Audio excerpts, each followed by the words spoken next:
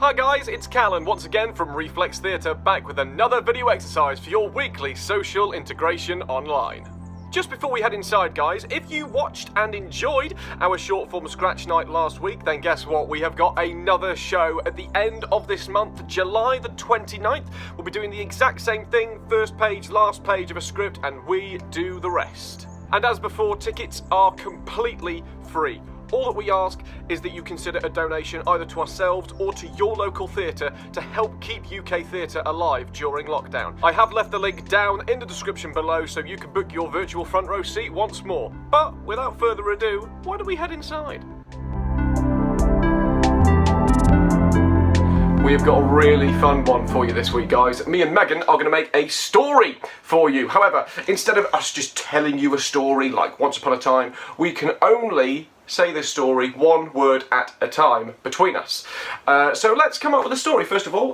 Let's come up with a protagonist, a character, a central character for our story.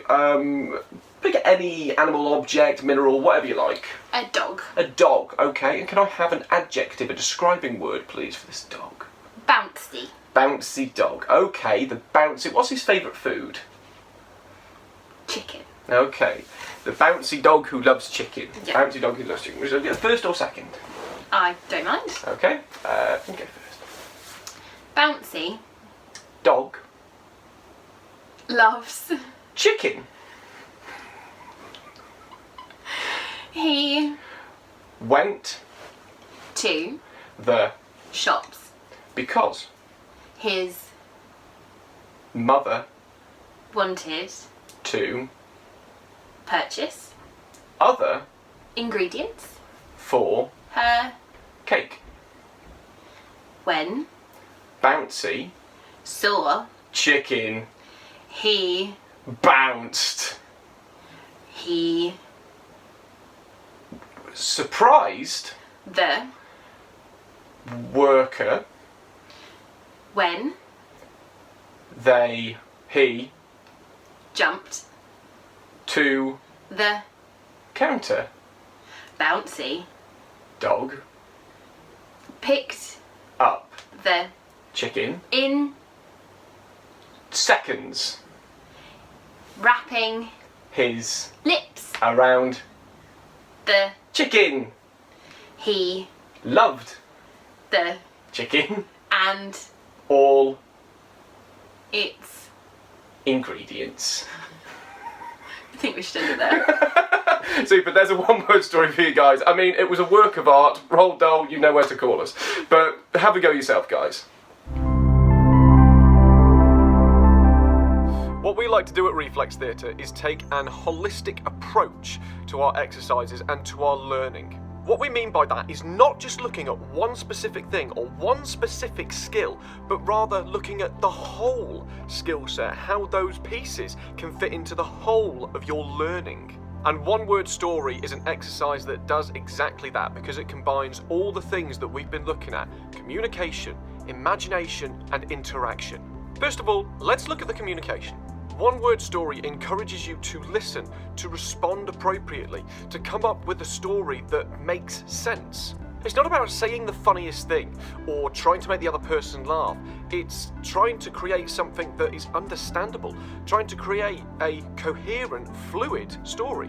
Secondly, imagination. You are being encouraged to improvise and come up with stuff on the spot, allowing your brain to come up with many answers and ideas to what your partner has given you as a stimulus, and then you carry on and you see where that story can go. So you're using your communication skills to keep it fluid, but your imagination skills to make it interesting. And finally, your interaction skills. Now this one is at a little bit of a deeper level because you're building your connection with your partner. Part of our human condition is about feeling energy, and it's about feeling connected with the other person. And doing exercises like this deepens that connection. It strengthens your bond because your brainwaves sync up. It's almost like you can think like the other person. You know what they're going to say, or you know the path of the story that you are developing one word at a time. And again, for people with profound and multiple learning difficulties, or for people who care for people with PMLD, this is something that you can again encourage to develop their communication, interaction and imagination skills.